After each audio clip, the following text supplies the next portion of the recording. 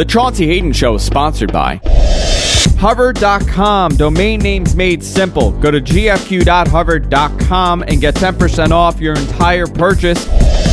And by Stitcher Radio. Listen on the go via the Stitcher mobile app.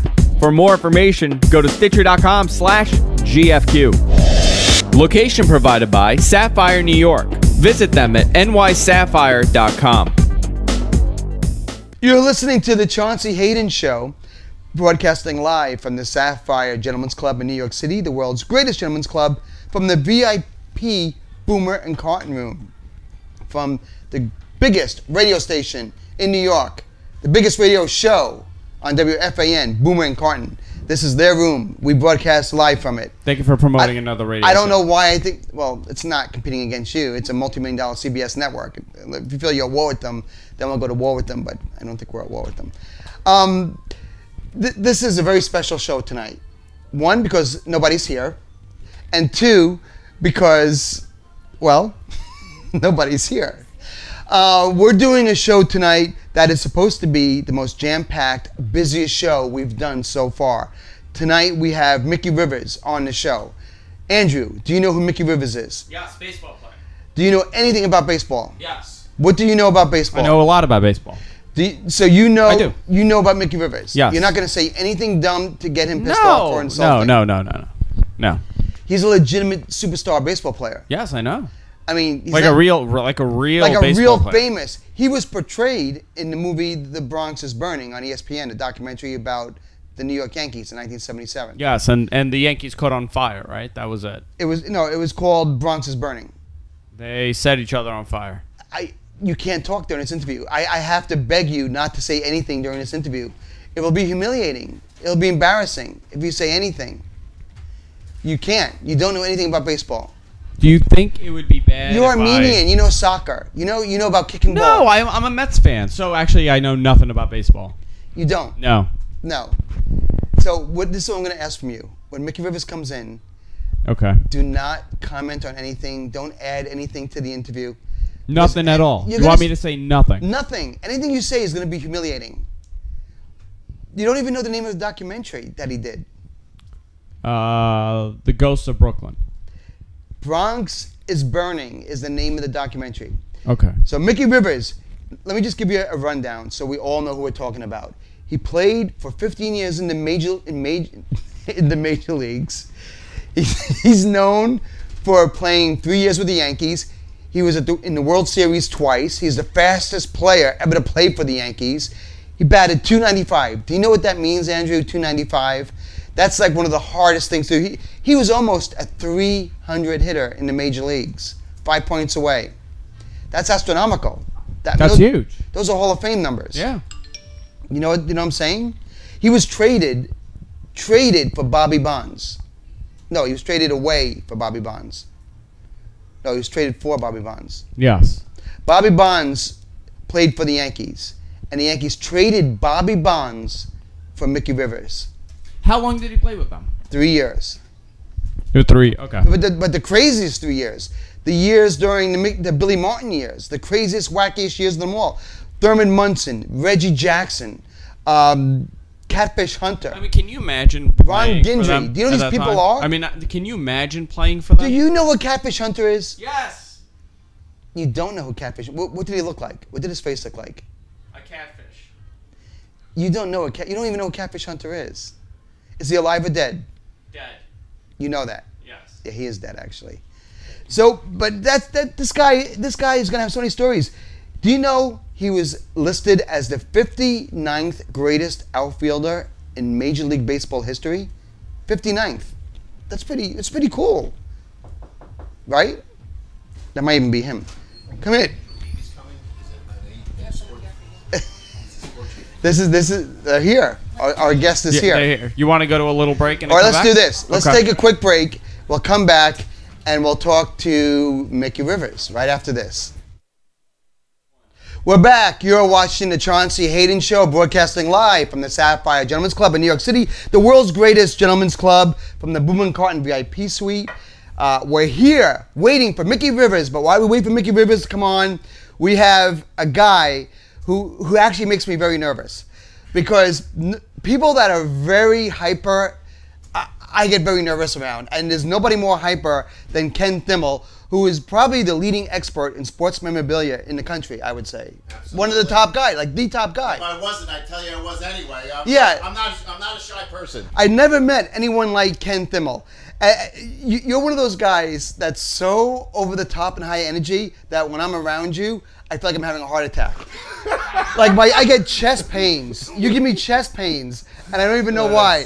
I don't even know what's your head. You just leave and your head's spinning, and you have so much going on. I know one of the things you have going on is Hope for Charities, right? HopeForCharities.com, which is an auction that a lot of the great sports figures are going to be giving away memorabilia, and it's proceeds are going to the charity of the person who buys the memorabilia's choice, right? I'm gonna bore your fans for a second, and you.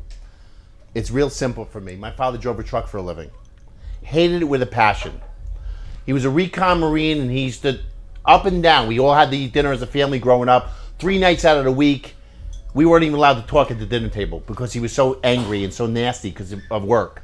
He always said to me, whatever you do for a living, make sure you enjoy it because you're going to be doing it for a long time. I can look your fans in the eye, look you in the eye, and tell you I'm blessed. The most blessed person on this planet, because not only because I have my daughter, I truly love what I do. I do experiences. So I've had 2 people sit down and have dinner with Derek Jeter. Right.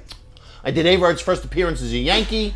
Alex Rodriguez. Yeah. Alex Rodriguez. I've had 4 private parties with my favorite athlete, Muhammad Ali. So when it comes to sports, you are like one of the most hooked up guys in the world. Like you have an exclusive deal with Muhammad Ali. And when a 10-year-old kid with his dad comes up to me and says, "This was the greatest day of your life, their lives, because they just met Muhammad Ali, their idol, together, or Derek Jeter signed something for him and shook his hand," I get goosebumps, and I get it like it's my first day in the business. But how do you sleep at night? When I get somebody on the field at Yankee Stadium and they're in the dugout before a game with Alex Rodriguez and Derek Jeter and Yogi Berra's in there because it's Old Timers Day, and then we go up into the luxury suite behind home plate, which Mickey's associated with. Yes, Mickey Rivers. Mickey Rivers is coming on the show tonight, and a friend of mine owns it along with it's just, and it's the best location in the stadium. It's just. Well, look, I'm getting goosebumps because it's over the top. It's just something. My chest hurts. My chest don't hurt. See, my chest is hurting. My chest is hurting right now. I don't even know why. I'm fired up, and I haven't even started drinking Untapped. And we're drinking Untapped. We're drinking tonight. This show is special in many ways. We're drinking this new beverage called Untapped Energy, and it's like Red Bull, right? Only it's better. Right. Only it's better. It blows Red Bull away, you don't need it though. You don't need. No, this. I definitely don't. This I can't even imagine you on this stuff. Like, I was at a charity event for Wounded Warriors on Saturday. It was outdoors. Nobody's attention. I'm on the mic. Yeah. And the mic craps out and they can't get it working. Yes. And I said, "Look, you know what? Stop." They were frantic. I said, "I don't need it. I'm my own mic." I got everybody's attention in 2 seconds. I had everybody talk, not talking. Yes, I rocked the place. I got a couple of the viewers have questions for you, and they wanted to know if we could do like a Q&A for like some memorabilia questions for you. I have questions. Yeah. We have so many. Let me tell you something. What you know and what you do for a living is one of the most fascinating things in the world. I'm not even joking. Like, we don't even need Mickey Rivers in here tonight because you're, by yourself, very fascinating. And before we get to the listeners, I want to ask you, Babe Ruth's jersey just sold for how many millions of dollars? Well, not only did it just sell, but it's the most money that a piece of sports memorabilia has ever gotten. And in this economy, Saturday night it sold for $4.42 million. Game-used jersy of Babe Ruth. Is that insane? Is that ridiculous? It's crazy. It's just so over the top. Yeah. Is it worth it? Or did that buyer just waste his money? I'm going to tell you why it's worth it, in my opinion. Is he selling it tomorrow and making a profit? No, I don't think so. But you got to understand something. What this country is known for worldwide is our sports and our entertainment. And here's where you got to come from with it. You turn on the TV, it's all negative. Who's bombing who? Who's raping who? Who's getting kidnapped? News, the radio, all negative. The people are dying in today's world for something to smile about. This is our pastime. Right. You're talking about the most well-known ball player on the planet. $4 million. Not just $4 Yankees. million.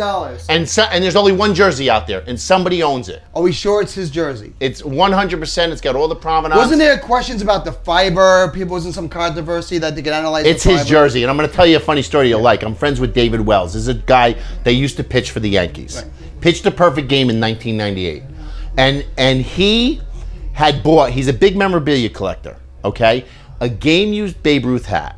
He paid $35,000 for it in 1998. He actually wore it in a game. Got in huge trouble. Got fined and everything. It was on all the papers. I remember that. It was on all the papers. You remember it, okay? Yeah, of course, yeah. Because he knew this was going up for auction, and Wells does a lot for charity, he knew that Babe Ruth jersey was going up for auction. He put this hat in the auction. He paid $35,000 for it in '98, remember? And we're in maybe the worst economy this country's ever been in.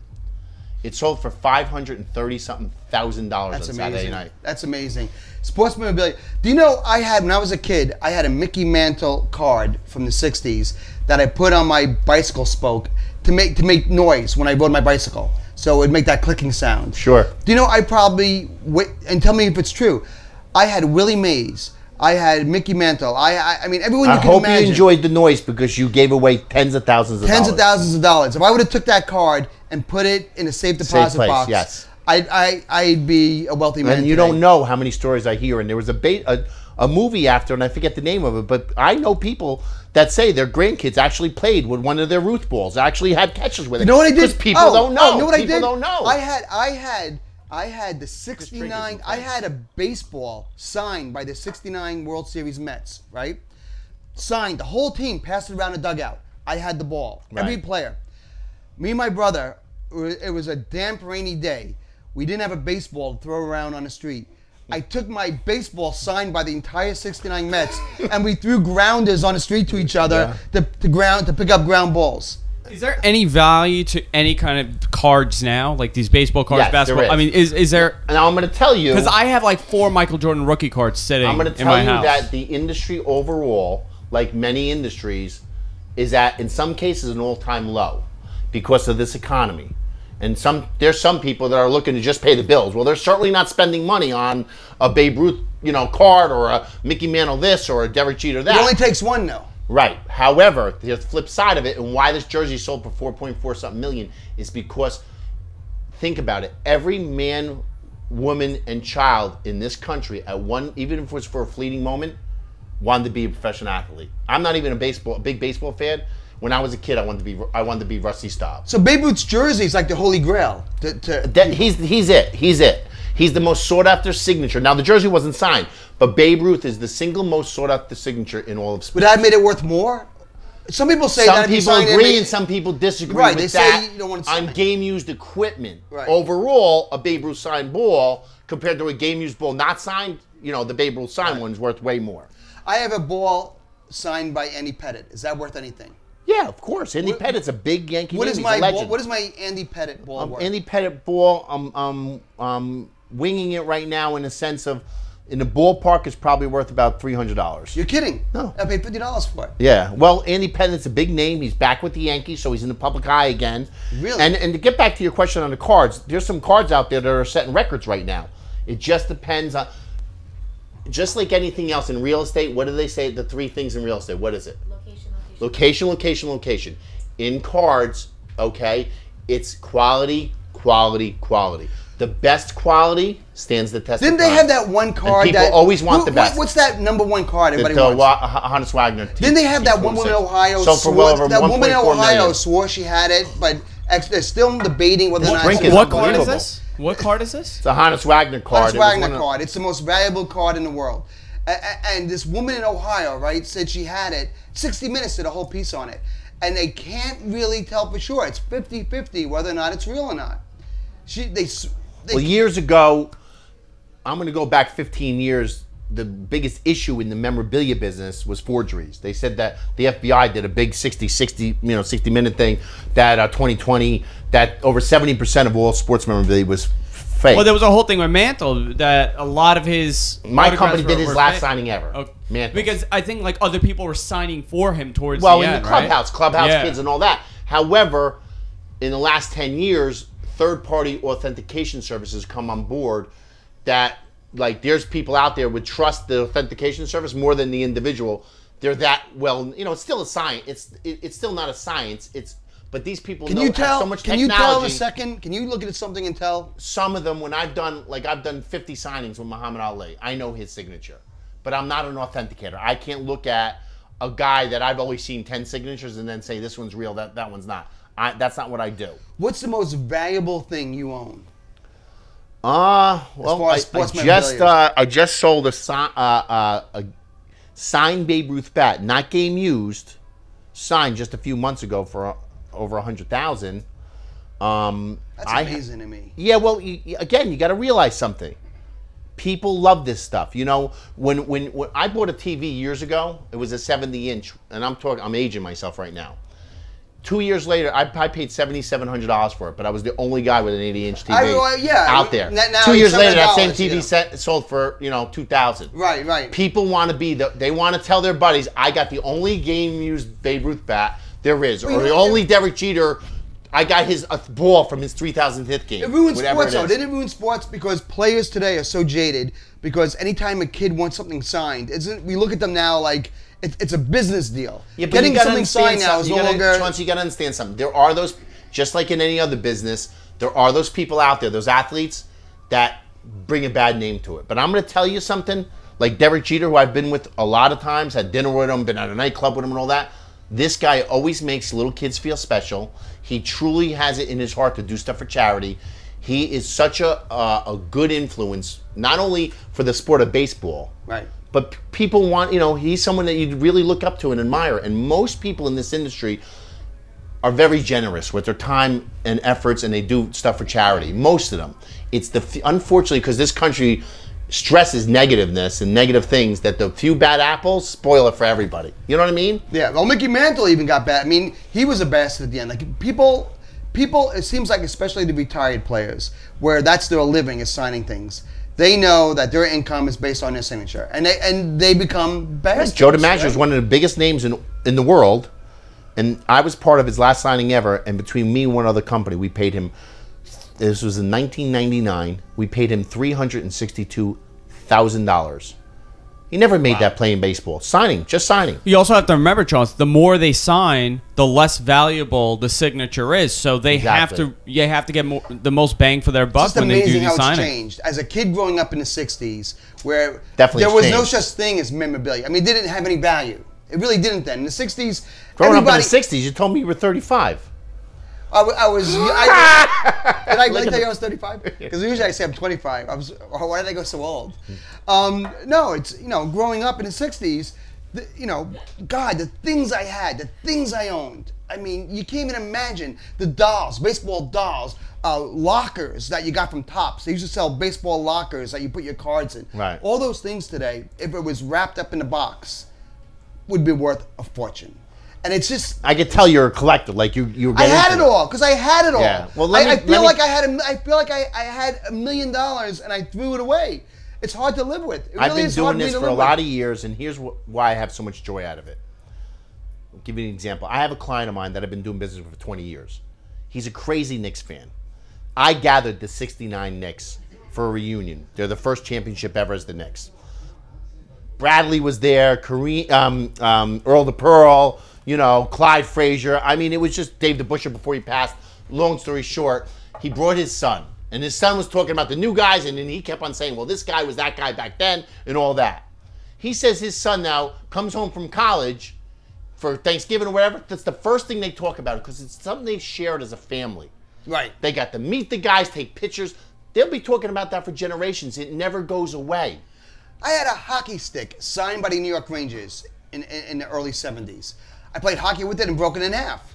You know what I mean? Signatures meant nothing. Signatures, you look at it for 3 seconds and say, oh, cool, I got a signature. See, I did the whole basketball card thing. And I probably have 50, 60,000 cards. Wow. You got some money, I'm telling you. And when I was a kid, I was probably like 13, 14, I realized that a lot of these card places were going out of business. So I would go there with $100 and I would say, I'll give you $100 for everything. Right. And they go, here you go, kid, take everything. Take everything. And I have rookies from, you're talking in the 90s, you're talking like a Kobe, even a Shaq rookie. But unfortunately, they're like $2 now. But I'm telling you, mark my words, you're sitting on some gold. See, I'm sitting on You're gold. definitely sitting on some gold. Ken. He is. I'm telling you, he is. If he's got that many cards, there's stuff that, he's just got to go get it looked by an honest guy like myself that's going to give you the real deal. I went and there's once. a lot of those people like me out there. I went once with a box that I had, and maybe there was like 5,000-6,000 in that box. And there was a LeBron rookie. All rookies. Mostly, they were all rookies. And the guy goes, I'm going to say like 25. I'm That's like, the big scam. He's like, I'll tell you, he's like, 25, 26. I'm like, 100,000. He goes, dollars. I'll give you like $25 for it. And then I got to ask you before we go to a break. O.J. Simpson, that guy, what was his name? Ricci. It was John Ricci. Is that his name? The guy that was busted with him. He was one of those big sports for the memorabilia scam. Yeah. To this day, I'm fascinated that O.J. he got away with murder, and was willing to go to jail to go to a hotel to get back a signed football from him.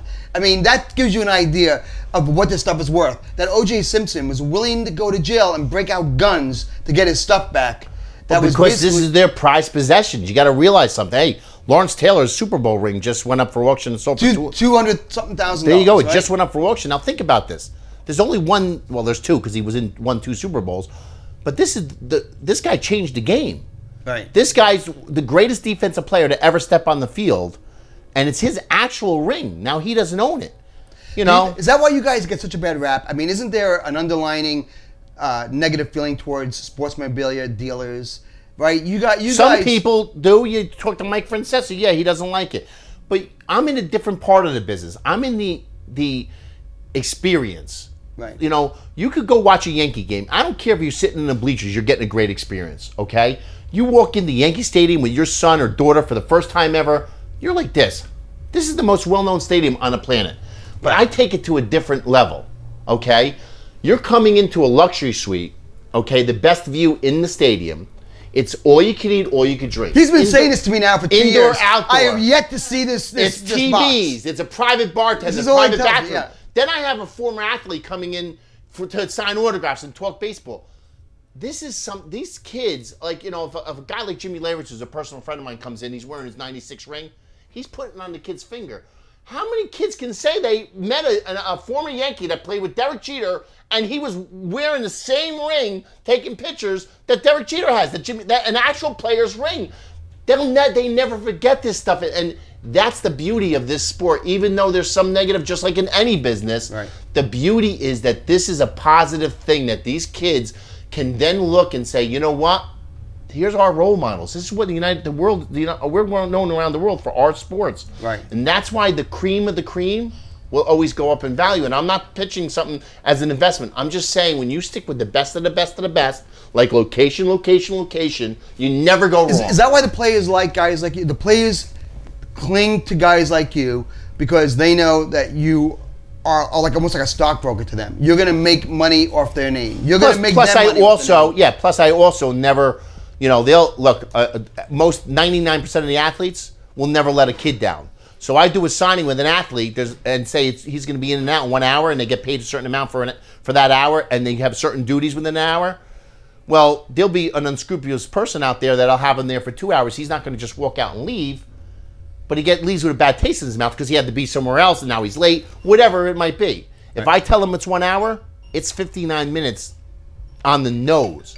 If I tell him he's signing 500 items, he's not signing 501 items. Everybody's got their handout. The bigger the player, the more they got the handout. You know what I'm saying? And this charity you have. Yes, hopeforcharities.com. Hopeforcharities.com. So you're taking all this sports memorabilia and you're auctioning it off. Yeah, well, the beauty about this, let me explain something to you. Explain. I'm giving back to the United States and the world. On premise, my company 15 years ago started the on premise. Like I did an event for Wounded Warriors at an outdoor barbecue this weekend. I physically went because the guy's a friend of mine. I'm personal. My dad was in the Korean War and he was injured. He got shot. So I have a passion for it. Okay, so I went over and above. But what I just started is an online auction. And here's the beauty of it. For a charity to get involved, it's zero risk. They can't lose money. In this economy, like just last year, 5 different charities. I did, let's say, 500 events. Doesn't it give you chest pains? 5 different charities canceled on me. not because of me or my company, because they tried to sell. They're all doing it extra hours, you know, trying to help out a worthy cause, whether it's kids with cancer or autism or Alzheimer's, whatever it is, and they can't get enough people to the event, so they lose the deposit, they lose money.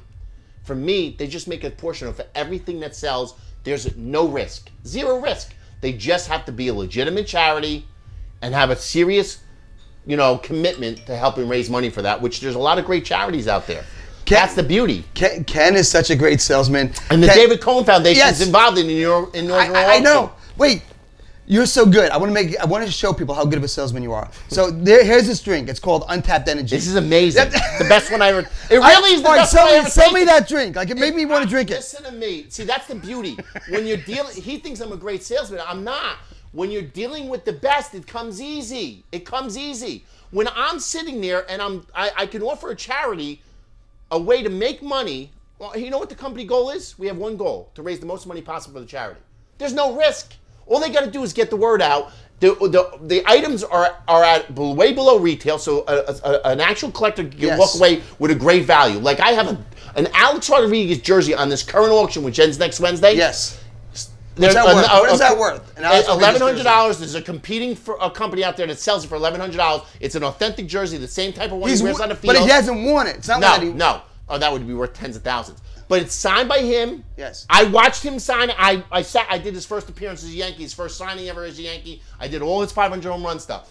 And he wrote New York Yankees. Right. Competing company sells it for $1,100. Yes. On this auction site right now, yes. If it ends right today, someone's winning that for $100. Really? That's a crazy deal, and 12% of that money goes to the charity. Who's not getting? So now I don't have to sell. I don't have to sell it because it sells itself. I'm not selling. I'm now helping. sell this pen. I'm not big on this. Make us buy that pen. Listen to me. You can do it. It actually feels nice, but I got to tell you, it's easy to sell this drink because it's fantastic. This is my good buddy. Let's do this. I love this guy. Let's take a break. We'll be right back with Mickey Rivers right after this. Back, and you're watching the Chaunce Hayden Show, broadcasting live from the Sapphire Gentlemen's Club in New York City, from the Boom and Cotton VIP room.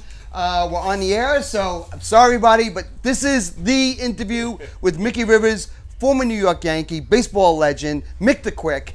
Mick, thank you so much for coming on the show. This is exciting because we really don't get to see real athletes on the show.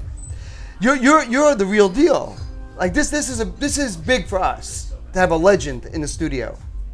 Well, Mickey's not going to talk about himself, but Mick the Quick. 77. No, I have questions. 34-year span. I remember 2 World Series. He was on both the teams. Mick, you are labeled to be. You are said to be the fastest New York Yankee of all time. Is that true or false? Yeah, definitely, that's true.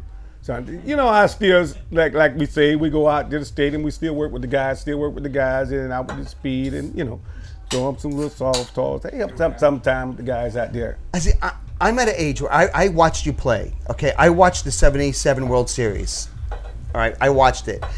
I look at baseball then and compare it to now, and it's two different worlds, isn't it? What do you think when you see baseball today? What goes through your mind? Well, right now, you know, looking at the baseball today, only thing is the concept is the money idea takes a lot of things out of conflict with a lot of the guys. You don't want to go out there and get hurt. If we weren't able to play the next day, they get hurt and want to sit around. They're not tough. Disabled. Players aren't tough anymore. They're spoiled. Players are spoiled today, aren't they? And can you believe the money they make? When you look back on what players made in the 60s and 70s, right? And you see what they make today and the kind of players they are, what do you, be honest, what goes through your mind? Well, you have a little just aggression against a lot of the guys, but, you know, also as in the mid, young, and old with the guys I'm working with, you know, you feel good about them because that's what we look for. We look for them times that to see the money goes up, but not ridiculous, you know. But, you know, we still don't stop us from out there helping the guys. We know everything is out of the concept different now. Mickey Rivers playing is in his prime of his life playing today. He just signs a contract with the New York Yankees. You know baseball. How much does he make? What does he sign his contract for? It'd be in the millions, right? Oh, well, tens. Probably more than you made your entire career. 4-year deal. How much does he make? More than you made in your entire career. Definitely, it'd be more than that. You know, well, like we say, you know, we look for time to bloom. You know, that's what we push. That's what we was pushing for. Each year, you want to see everything develop. But a lot of things, like you say, is got out of wax. You know, everything is.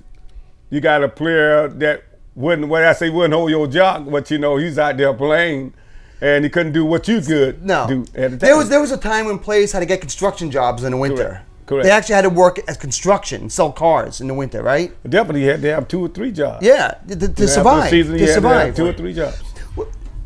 You played during a time, '77, where they called the Bronx Zoo. When it really was something special to the point where ESPN did a documentary on that year, right, called The Bronx is Burning. You were portrayed in that show. Did you agree with the way you were portrayed in The Bronx is Burning?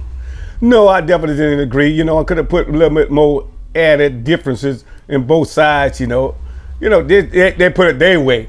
They let us do what we want to do in our way. Their take was that you weren't dead. They didn't portray you. They portrayed you as a guy who owed money and all this. Any of that true? Or No. It's got to drive you when you watch it. You must. What are you saying at the TV set? You watch it. You're home, right? The first time you see it. What do you say at the TV? Are you throwing things around the room? Well, you know, you was mad about the incident because we didn't have no input on it. Right. You know, if I had an input on it, I know it could have been a little different. And after they said, you know, baseball had the rights, so we just left it on as a total. You know, each guy, you know, was traded, and we was mad. The whole staff was mad about the whole incident. You know, but because we didn't have nothing to do, maybe about 2 or 3 guys had a say-so about what went on then, and that was it. Reggie Jackson, what's going on with you two? Is there a problem between you and Reggie Jackson? Well, you know, for me coming up around in the '60s, getting a chance to see Reggie was a great guy to me. What I didn't like the implication of him and how he went about with other guys. You know, my number 1 guy was Munson. Right. You know, bad heads with Munson, right? They didn't get along, so you were on Munson's side. Well, the only reason I'm on Munson's side because I saw the incident that he goes out, he worked hard, he one of the premier ball players at that time. He went out and did what he's supposed to do to win. Right. And you know, and I see like I don't care what color you is or whatever you are. If you go out there and you bust your butt and do 100%, you know, I'm with you. I'm behind you 100%. Right. You know, and I just like Reggie was kind of a prima donna. Reggie was Reggie. Reggie was Reggie. He always been Reggie. Yeah. You know, he did a good job. I used to like him. Reggie was like the players today. Reggie could have played today. Yeah. Reggie was like one of the first of the types of players we see today. He was one of the first. Definitely. Thurman Munson must roll over in his grave. You know, when he think what goes on in baseball today. Could you imagine Thurman watching or reading a newspaper today and reading what's going on? No, he couldn't take it. Can you imagine? Imagine Thurman Munson managing a baseball team. No, I see a little bit with Donnie, but you know, but it's nice, you know, to see the things like that happen, you know, and like I said again, you know, we don't know anything about the players making the money, you know, because we didn't think. We'll never get this spend $1 million for a ball player. Nobody ever thought in a million years. If you think I'll make $1 million playing what I like to play, right? It was ridiculous.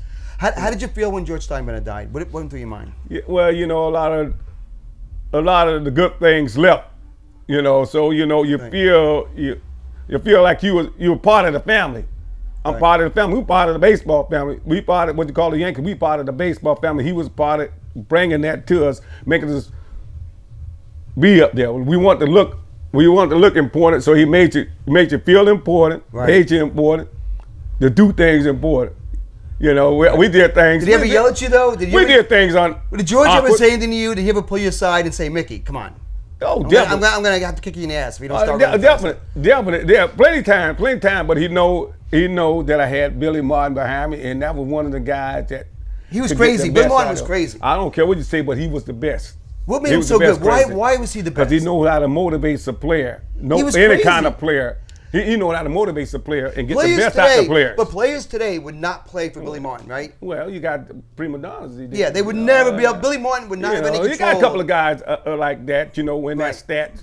But, you know, he knows how to get the best out of whatever. Right. You know, he didn't care. Look, we did this. Right. You come out there, get him 100% on the field, he behind you 100%. Right. You know what I want to ask you? You look at Jackie Robinson and what he did for the black players in baseball. Today, there are fewer black ball players than ever before. Is that bother you? Is that disheartening? Well, you know, it doesn't bother me in that manner. It bothers me because the players don't want to come out. They don't want to play baseball. I go out to the parks and the parks are empty with them. But why do black athletes not want to get more into baseball than the other sports? I think it's a time thing. I think it's a time syndrome. You know, they don't want to have the opportunity time to come out and say, okay, I'm gonna, a couple of minutes here each day. Right. Baseball is daily.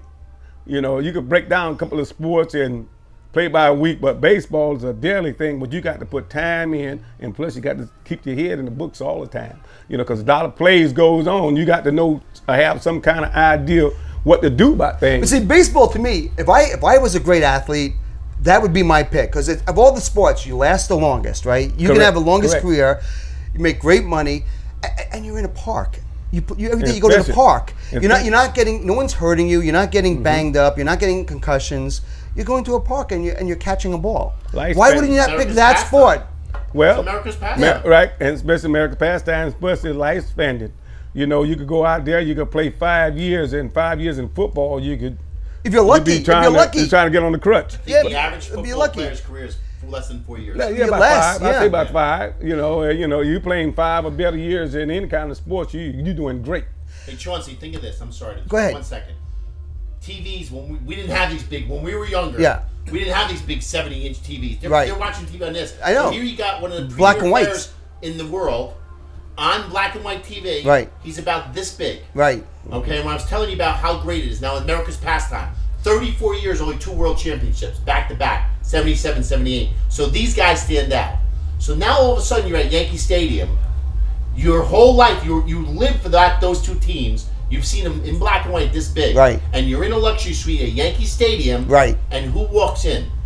Mick the Quick Rivers. And not only does he walk in, big deal. But he makes it a point. I'm telling you personally, because he won't brag about himself, this guy goes up to every individual person, shakes their hand, takes pictures. If they're shy, he goes up to them. He signs autographs, and they walk away, and they're talking about that for 5, 10. Listen, if you're a baseball fan, you'll never forget. If you're a baseball fan, meeting you gives you chills, right, Hendrick?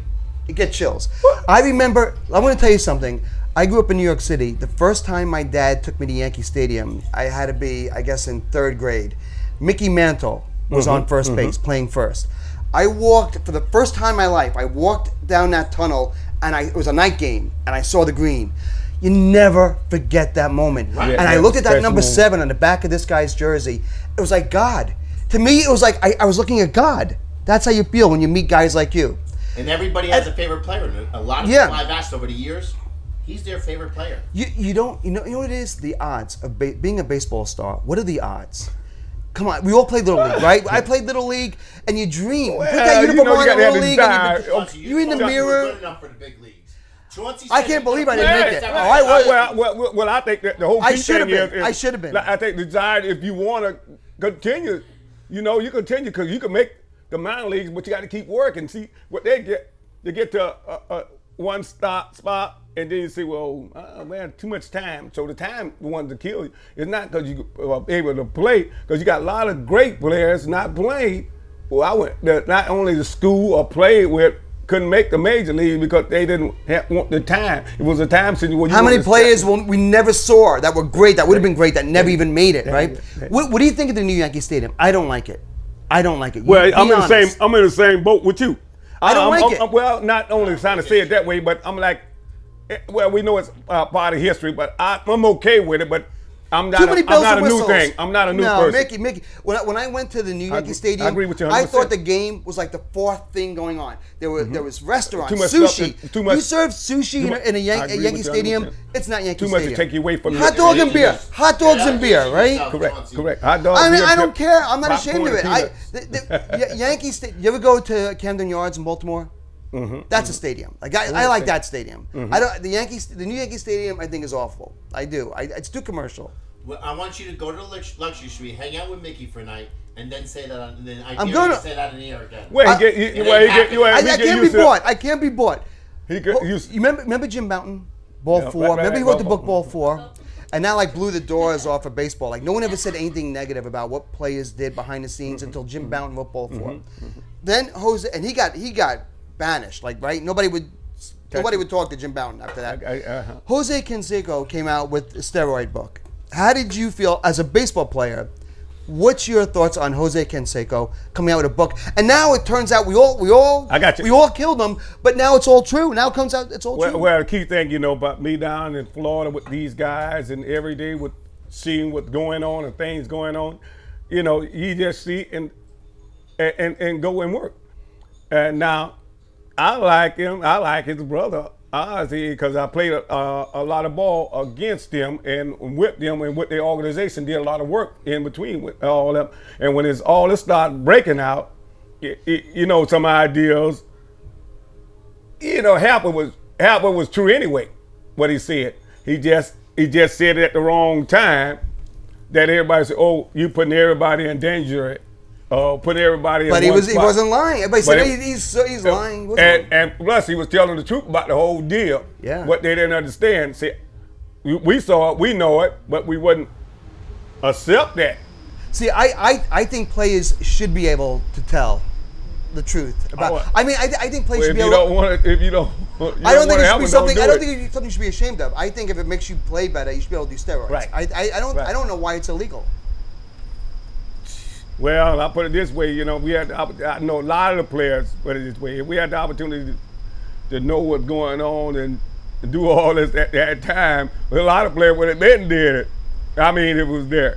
I mean, makes sense. If we could hit 30 home runs, and they had been hitting 10 a season, and come up to 30, and know that everybody was paying for it in that kind of category, everybody would have did it. That's right. That's right. I don't care what you say. I can't believe you're here. I want to thank you for coming in. You are a legend. You are idolized by millions of people. You are Mick the Quick. You are a Yankee. Once you're a Yankee, you're always a Yankee. You have where is your World Series? Why are you not wearing your World Series ring? Never take it off. Normally when I'm home. I had a day off. To give me a day off, so I didn't have to do nothing. Didn't have to do nothing until we find out to talk to Kenny. If I know Kenny was around, I could have hopped on the train somewhere. Chaunce, he came here because I told him you were the man. That's my point. And that's my point. Because I know when he says something, it means good. And if that's good, I could back him. He could back me. You play Old Timers Day this year? Well, yeah. Well, it's like that. You're going out there and the guy's not moving, and what I want to move. So we got to bring in some guys, the younger guys now, because I was sitting back, running after everything out there now, feeling the guys getting mad. Are you catching the ball? What you supposed to do? So they don't want. You're not supposed to play for real. Yeah, you're playing to win. I'm done too. About 5 years ago, Old Stadium. Yes. You remember this catch he made? Running back to the wall. No, Old Timers Day. Old Timers Day made all the ESPN highlights. Like he was playing because you know why? Because you're an athlete and you don't lose that. You're playing to win. Well, you don't play to mess around. You slow your pace down, but but the skills. Can you still hit a no, ball? I don't want to swing no more.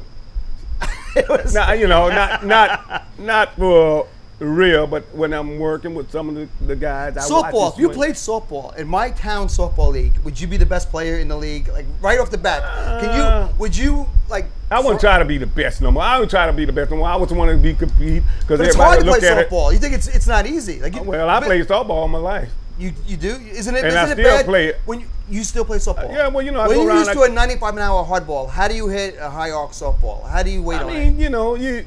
You work at it like anything else. You know how you hit a curveball, a knuckleball, or knuckleball, right. or Who is the biggest cheat in baseball? What pitcher was the biggest? biggest cheat? About 2 or 3. Gaylord. Gaylord Perry was the biggest cheater, right? I remember Gaylord Perry, biggest cheater. But no, I'm talking about. But he was consistent doing what he had to do. I mean, that makes him. I think he's one of the best. He put Vaseline in his bread, Vaseline everywhere. Hey, right? what difference that make? How about Fergie Jenkinson? Yeah, another great one. Right? I'll tell you, you sometimes by the blue start learning from them guys. You see stripes on the pants, dark stripes on the pants. The guy on the stripes, he dirty all over. How you get dirty? You ain't doing those things, You got, George Brett, like the Pine Tar, right? Well, George Brett, the Pine Tar wasn't too much different. Was he right or wrong for getting that upset? I got upset.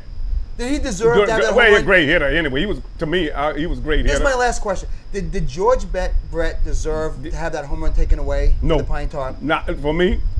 No, but I was glad. Did everybody in Yankees, did they all kind of look at each other after the game and say, We laughed about it. We was glad. We was glad it happened, but I think Nelson was more involved than that. I think it was his idea. Greg Nettles was the one that said, check the bat? Chaunce, I have a question No. for you. How does Mickey, to play softball today, Yeah. how does he get himself all ramped up? Yeah, how do you? No, I'm asking you. Oh, how does he do it? He drinks an untapped energy, buddy. He drinks an untapped energy. Do you drink, Mickey, I'm going to ask, Isn't it unbelievable? all kidding aside, do you drink, look me in the eye. I know if you're lying. I'll know. Do you, Mickey Rivers, drink untapped energy? Yes. He's had it on his birthday. On his birthday, Does untapped energy get you ready to play softball? Definitely, it definitely is motivating. You know what you do? You make it motivate yourself. If you take and drink untapped energy, you feel good. How about making love? You know what I'm saying? You take untapped energy, are you untapped all night? Oh, definitely. Really? Yeah, I take 2. So anything Once you free one regular. And they have the only all-natural shot in the world. untapped energy. Yes. All right, so there you have it. If Mickey Rivers drinks untapped energy, then why wouldn't everyone drink untapped energy? Definitely. I wonder if Derek Jeter drinks untapped energy. He must, right? If he doesn't, he should start drinking it. Your job to get him to Chauncey. Yeah. Yes, I think that'd be great for Every athlete. Well, I know some of them still drinking energy drinks. Yeah. Forget the other brands. This is the only one. Untapped energy. Look at this. Mickey, what was your favorite? Name one of your greatest I don't know, but it's moments good. in Yankee history. One of your greatest moments in Yankee history. Just something that stands out in your mind. Well, one If of you say the untapped energy, if you say it was a day I had untapped energy before the 1977 Game 7, my last at bat, I did an untapped the thrill of having a guy like Yogi Berra and a Mount, all them guys coming to you and okay, you could do this. It's your job to do this, And you say with them guys, oh man, these guys, the same as me, they want me to do great. When you had that kind of guys behind you, it won't make you think, but to do something good. That was one of my Yankees' best moments to meet them guys. You know what I read? Tell me, all these questions. I gotta let you go, but they say you had a weak arm? Is that true? I don't think your arm was weak. I saw you play.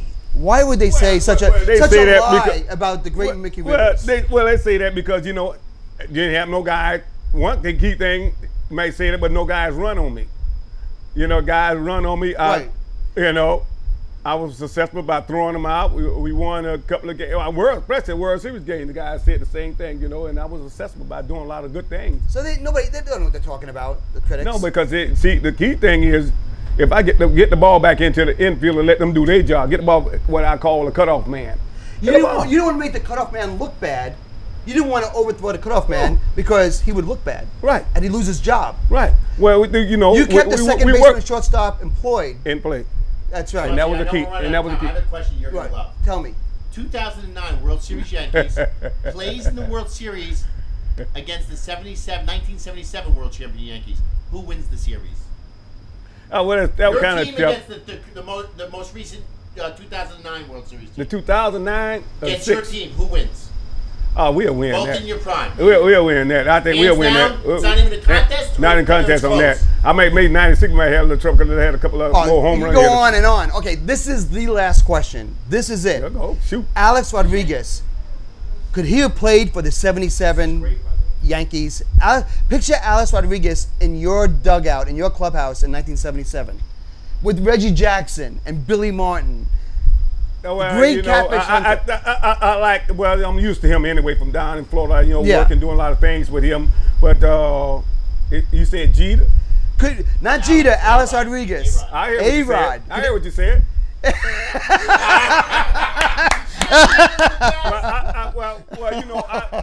I'm an Alex man anyway. I was used to Alex, but sometimes you got to have that nucleus. Right. Great, Couldn't have Reggie and Alex in the same locker room. Oh. You know, you got that. You got that kind of air, you know. But I tell you, what, it's good for baseball to have that. You know, if they the competitive spirit, you mean? yeah, right. It's good for baseball. Well, especially for the Yankees, you know, they need that here, you know, because the Yankees, only person the Yankees used to they used to dominate every year. Each year, if the Yankees not up there, it's bad. Right. Not this year though. Doesn't look good. That's what they're saying. They look what? They're not looking good this year. They look good. It's a little early in the season. Too early? Too early? Yeah, well, you start making moves probably. But now you shouldn't be nervous. We shouldn't be nervous. June. Remember, in 2008, 2009, they were firing Girardi. 2 years in, he gives them a World Series championship. So we shouldn't be too early to get nervous. Yeah, too early to get nervous. Too early to get nervous because if you look, that's baseball, if you look at the teams that are playing, you may have about 2 good teams up there now that you can think will be there. Right. Maybe Texas, you know they'll be there, or maybe the Rays, or, you know they'll be there. But you look at the rest of the teams, Washington, Cleveland, no way. They're not staying there. No. All right, I believe you. You know, the pitching. You wouldn't lie about untapped energy. Why would you lie about that? Did I say untapped energy? Sugar-free. Sugar-free. All right, Mickey, thank you so much for coming on the show. We had a great time with you. You've been watching the Chaunce Hayden Show, broadcasting live from the Sapphire Gentlemen's Club, the world's greatest gentlemen's club in the world. We'll be back next Wednesday.